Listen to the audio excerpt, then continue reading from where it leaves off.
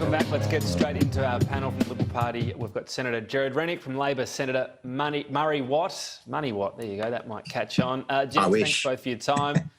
The borders are opening up. What are your thoughts, first of all, Gerard, on this?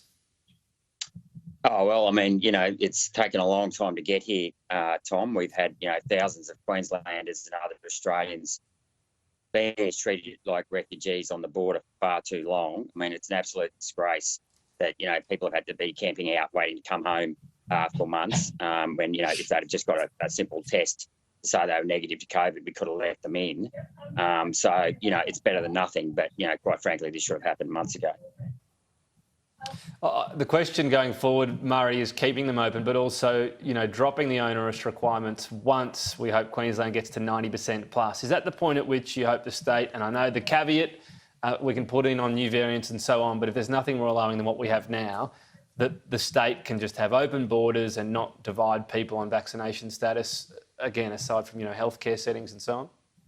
Well, I'd certainly hope so, Tom. Obviously, whatever the Queensland government decides to do should be governed by health advice, and that is what has kept Queenslanders safe from COVID, kept our economy really strong over the last few months, is acting on that health advice. And I'd certainly hope that other states, Liberal states like Tasmania, South Australia, the states that don't seem to get as much attention, I hope that they can keep their borders open as well. That's obviously the situation we'd like to see right around the country. But of course, we need to make sure that at all times governments are acting on health advice. Yeah, albeit, well, the health advice comes and then the politicians act on it. It seems you can get different health advice too if you go around the country, so figure that one out. Let's get into the comments though. The appearance of George Christensen on this podcast, on the Alex Jones podcast, described as a far-right figure in the US, Gerard Rennick. The host said Australian quarantine, he likened it to a Nazi concentration camp. Also had some misinformation as well on the vaccine. What did you make of this podcast appearance from George Christensen? It's the first I've heard of it, actually. I didn't even know he appeared on it, so it's news to me. But just coming back to that health advice, I'd like to see the Queensland Premier release all the health advice for the last 18 months, because she often refers to the health advice, but she never actually releases the health advice. And I think she owes it to Queenslanders who've been locked down or kept it locked out of their state as to what the health advice actually was. And I'd like to see, particularly in regards to transplant recipients who've now been told that they can't get a transplant unless they've been vaccinated. And yet again, I come back to that same old question, why can't we use testing that we've been told all along is gold-plated, gold standard testing? So surely if someone tests negative to COVID, that's required for them to actually get the necessary life-saving treatment that they need. All right. So, sorry, but just on George Christensen, what, you're not aware at all of his appearance on this podcast? No, it's the first that's actually the first. I mean, I'm actually in quarantine here, so, and I've been talking to people on my Facebook, so that's all news to me. I haven't seen that clip. He's called as well for Australians right around the world to go to their local embassy and protest about things such as vaccine mandates. I know your own views on vaccine mandates, but do we need to sort of encourage that, do you think? Is that a good thing to encourage Australians to do? Well, I mean, you know, provided they, rally peacefully, I've got no problems with it at all. It's a free country and we're entitled to free expression. I mean, it's one of the values of the Liberal Party, is freedom of conscience and freedom of speech. So, you know, as I said, provided they do it without breaking any rules and behave in a respectful manner, they can do that. And, so that's fine. Got no problems with it. Murray, you got any views on this? Yeah, I think it's astonishing, Tom, that we now have two members of the Morrison government encouraging or saying it's okay for Australians to go and protest outside Australian embassies. That is an un-Australian thing to do for an Australian MP. So it's not now just no George. Labor people have ever protested, attended rallies, Murray?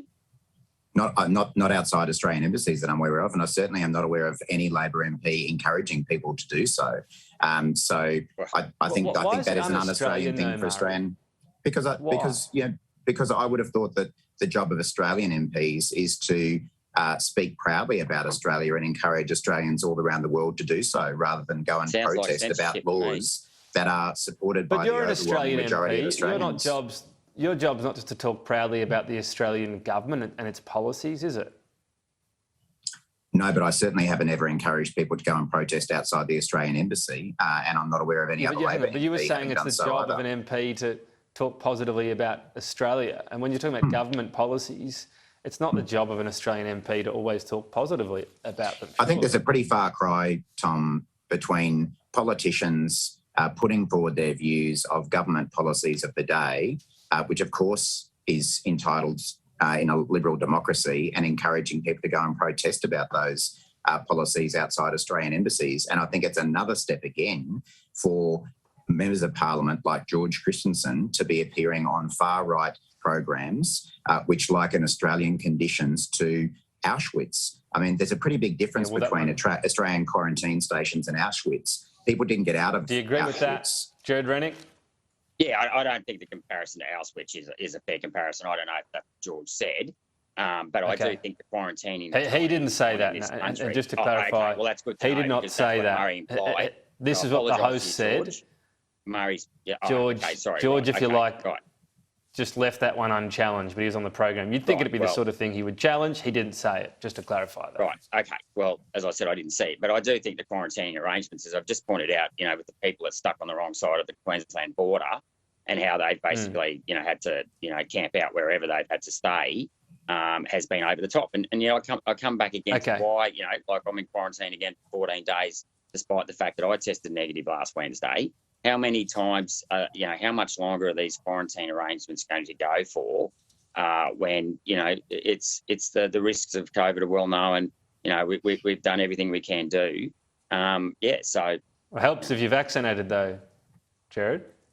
Well, that's your opinion, as immunisation... Well, that's not an opinion. It's the opinion of most doctors illness. around the world. The vaccine helps avoid serious illness, Jared Rennick, and the more people have it, the fewer people that end up in hospitals. That's not an opinion, that's a fact.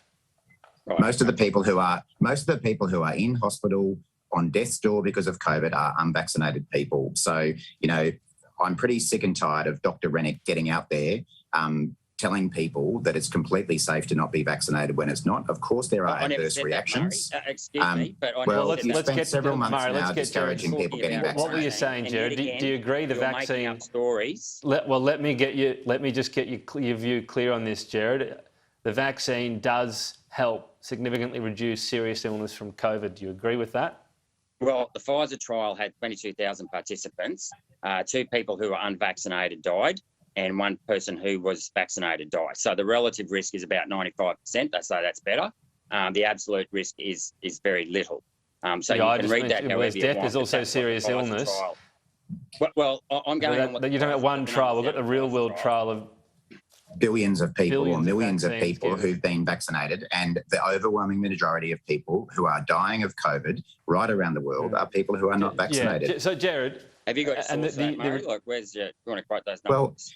Well, every health service in the country, every health service in the world... The trials that Pfizer and AstraZeneca have done, Jared, have the reduction of serious illness in the 90% area. They're the trials they've put out there. So... Are you saying they're incorrect? So the trial said that 2 people who were unvaccinated died and 1 person that was vaccinated died. So, that's what the trial said, Tom. So happy to take off. You heard me say serious illness. Link to that, serious illness matters as well. I said, I'm happy to send you the link. Well, it depends on how you want to interpret it, Tom. Right? I mean, there was actually... Death is a pretty serious illness. More vaccinated people died than unvaccinated. So, it depends on how you want to read it, Tom. Well, you better send me the figures, because it doesn't sound like Tom, that has been verified anywhere I've seen. Tom, can I give you some friendly advice? It's a waste of your time, my time, and everyone's time trying to convince Jared of data. I see him in Senate estimates go toe-to-toe with the Bureau of Meteorology, the head of the CSIRO, the TGA about health. He ignores data. He relies on these conspiracy theories. It's a waste of time. Okay, Murray, anytime you want a public debate about the Bureau's homogenisation process, I'm more than happy to have a public debate. You name your time and place. We're going to leave it there. And I will debate you publicly on their process. Okay? In a fortnight, Murray, you're up for it or not? Well, we do it every fortnight, Jared. I don't think my head can take it any more often than that. Yeah, okay, you don't want to talk about it, dear Murray. Every fortnight, Jared. I'll see you in 2 weeks. Jared, Murray, perhaps we'll give you each other's phone numbers. You can talk offline. We've got them. We've got to leave it there. Block number. Queensland.